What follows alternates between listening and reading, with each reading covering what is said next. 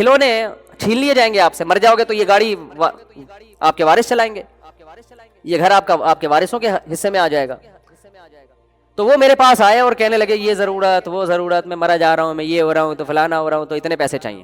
تو میں نے کہا آپ کی گاڑی کتنے کی ہے؟ انہوں نے کہا گاڑی تو بھائی میری ضرورت ہے.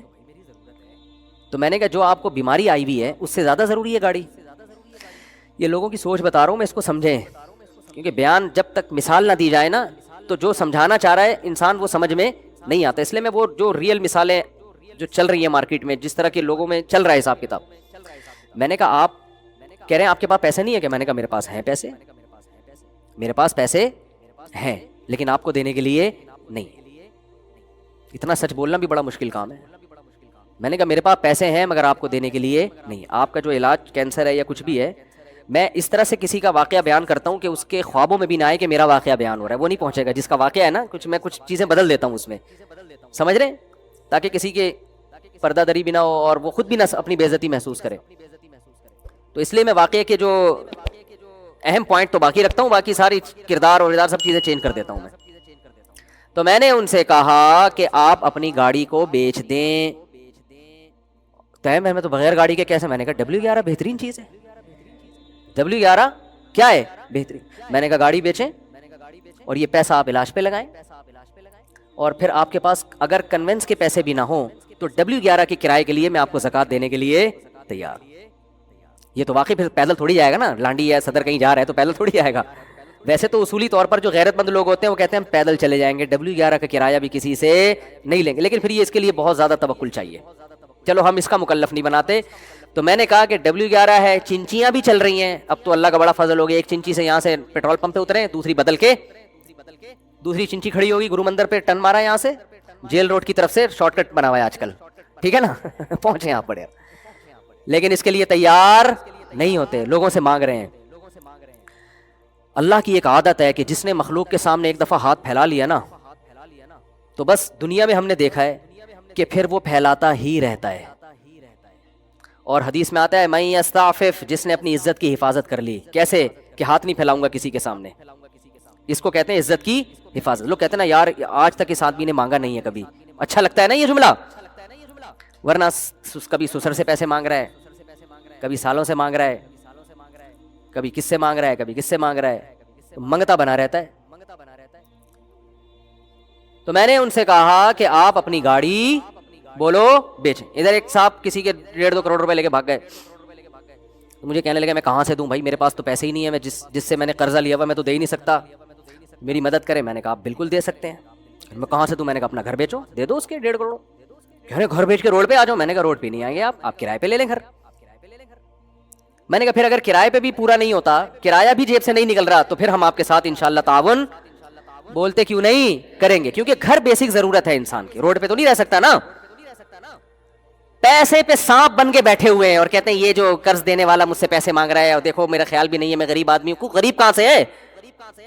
240 گھر کا 200 گز کا گھر لے کے بیٹھا ہوا ہے, 3 اسٹوریاں بنی ہوئی ہیں اس کے اوپر. بیچ بھائی اس کو. تو کہہ رہے نہیں ہے یہ میں کہاں جاؤں گا, یہ آپ کا ہیڈک نہیں ہے, یہ اس کا ہیڈک نہیں ہے جس نے آپ کو پیسے دیے کہ آپ کہاں جائیں گے.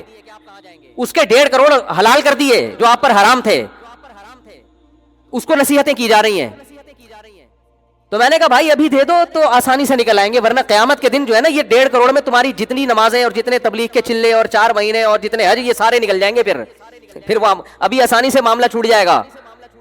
نبی صلی اللہ علیہ وسلم تو جنازہ نہیں پڑھاتے تھے جو کسی کے پیسے لے کے دنیا سے چلا جاتا تھا کہ قرض ہے اس کے اوپر.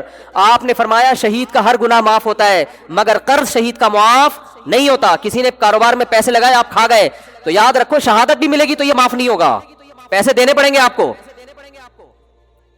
ایسے کسی کا مال اتنے نمازی یہ کام کر رہے ہیں, کسی کا مال کھانا اتنا آسان کام بن چکا ہے کہ نمازیوں میں یہ کام ہو رہا ہے, کیونکہ وہ نماز کی اہمیت تو جانتے ہیں, مال کھانا کتنا بڑا جرم ہے اس کا ان کو پتا نہیں ہے.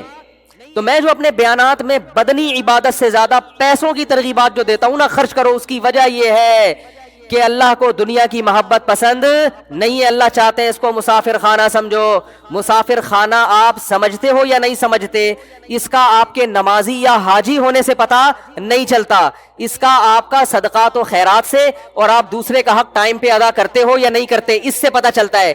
لوگ کیا کرتے ہیں, پیمنٹ کا ٹائم آ گیا, پہلی تاریخ کو پیمنٹ کرنی ہے آپ نے, لیکن آپ کہتے ہو کہ چونکہ مانگ نہیں رہا تو کیوں نہ اس سے فائدہ اٹھا کے ان پیسوں کو میں کسی بزنس میں لگا دوں, تھوڑے دن بعد اس کو واپس کر دوں گا. یہ بھی لالچ ہے, ہوس ہے کہ اگلے کا پیسہ آپ نے ادا کرنا ہے اور آپ اس سے کیا کر رہے ہو. جیسے بینک میں آپ پیسہ چھوڑ دو تو سود کماتا رہتا ہے نا, بینک تو خوش ہوتا ہے نا. دیکھو بینک آپ کو سہولت دیتا ہے جب چاہو پیسے نکال دو, لیکن خوش نہیں ہوتا کہ آپ پیسے نکالو. بینک آپ کو سہولت دیتا ہے, آپ کے 1 کروڑ ہیں, 10 کروڑ ہیں, 20 کروڑ ہیں, جب آپ چیک لے کے پہنچ جاؤ گے بینک پابند ہے قانوناً کہ آپ کو بولو نا دے, لیکن خوشی اس پہ ہوتی ہے کہ دے مانگو آپ, خوشی اس پہ ہوتی ہے کہ آج کے بجائے کل لے لو, تو کیونکہ جتنے دن پڑا رہے گا اس سے پیسہ کمائے گا آپ کے پیسے سے. تو آج تاجروں کا بھی یہی حال ہے کہ جو ایگریمنٹ ہوا تھا اس ایگریمنٹ پہ پیسے نہیں دیتے, اگر مانگنے آ جائے تو پریشان ہوتے ہیں, ٹرخاتے ہیں, ٹہلاتے ہیں, کل پرسوں, ان کو پتا ہے کہ جتنے دن پڑا رہے گا بزنس میں لگا رہے گا. یہ نیچ حرکت ہے, گھٹیا حرکت ہے, یہ اس کی علامت ہے. آپ نے ان دیواروں اینٹوں سے دل لگا لیا ہے. بھائی خاندانی طریقے سے پیسے کماؤ, 2 پیسے جو عزت کے ساتھ ہوں وہ زیادہ بہتر ہے اس قارون کے خزانے سے جو لوگوں کا پیسہ آپ زبردستی اپنے پاس گھما رہے ہو. اسلام میں سب سے پہلے جان کی حفاظت, اس کے بعد عزت کی حفاظت, تیسرے نمبر پہ پیسے کی حفاظت ہے. اور آج ہماری نظر میں سب سے پہلے پیسہ ہے, اس کے بعد جان ہے, عزت گئی. بولو بھائی, وہ اگر بچ جائے تو ٹھیک ہے, نہیں بچے تو عزت ذلت سے کیا ہوتا ہے بھائی. 2 گالیاں سنا دے گا نا, بول دے گا بھائی اتنی بڑی داڑھی رکھ کے پیسے نہیں دے رہا, یہ بول دے گا نا, تو یہ تو سنتے رہتے ہیں, اپنے سسر صاحب سے سنتے رہتے ہیں اس طرح کی تانے. ہم عزت دار آدمی کی نظر میں یہ تانا بہت خراب ہوتا ہے. عزت دار آدمی جو ہے نا, اس کو یہ تانا کہ کوئی آپ پر یہ الزام لگا دے کہ آپ نے اس کے پیسے کھائے ہوئے ہیں, اس کی نظر میں شرم سے ڈوب مرنے کا مقام ہوتا ہے یہ کہ بھائی میرے پر یہ الزام کیسے لگ گیا. میں ایک سبزی والے کا واقعہ سناتا ہوں نا اکثر, نہیں وہ چونے والا سبزی والا نہیں, وہ تو بہت ہی عزت دار آدمی تھا, خاندانی. یہاں ایک سبزی والا ہوا کرتا تھا, پتہ نہیں 10-12 سال سے کہاں غائب ہے. غریب آدمی سبزی بیچتا تھا. یہ واقعہ میں نے کئی بار سنایا ہے, لیکن ہے بڑا خاندانی واقعہ. میں وہاں اس کے پاس اکثر جا کے بیٹھا کرتا تھا. بڑا نیک شریف آدمی تھا اور بڑی محنت کرتا تھا, وہ عزت دار تھا. مجھے بڑا اس سے دوستی ہو گئی, 10-12 سال پرانی بات ہے. اکثر میں وہاں جا کے بیٹھتا, ہم چائے وائے پیتے. میری ویسی اس سے میرا کوئی لین دین نہیں تھا, بس مجھے ویسے ہی گپ شپ کے یار بڑا اس کی باتیں میں بڑا مزہ تھا. یہاں KPK سے تعلق تھا اس کا, اردو بھی بیچارہ پشتو آتی تھی تو اردو ٹوٹی پھوٹی بولتا تھا. ایک دن کیا ہوا, میں بیٹھا ہوا ہوں 10-15 منٹ نا, میں اس کے پاس جا کے بیٹھتا تھا. میں بیٹھا ہوں, ایک خاتون آئی اور انہوں نے اسے کہا کہ تم نے جھوٹ بول کے یہ سبزی دی ہے مجھے. تو اس نے کہا کہ باجی یہ سبزی غلطی سے چلی گئی ہوگی آپ کے پاس, تھوڑا سا اس میں داغ واغ لگا ہوا تھا, تو میں کوئی دھوکے باز آدمی نہیں ہوں, کوئی بات نہیں, چینج کر دیتا ہوں میں. اچھا وہ روزانہ کی کسٹمر تھیں اس کی, روزانہ کے کسٹمر کو تو انسان کبھی بھی بولو کبھی بھی نہیں چھوڑتا. وہ تو سر پہ جوتے بھی لگایا, کہتے ہیں نہیں سبزی مجھ سے لیا کرو, میں جوتے کھا لوں گا, کیونکہ پیسہ ہے نا, عزت کی تو کوئی ویلیو نہیں ہے.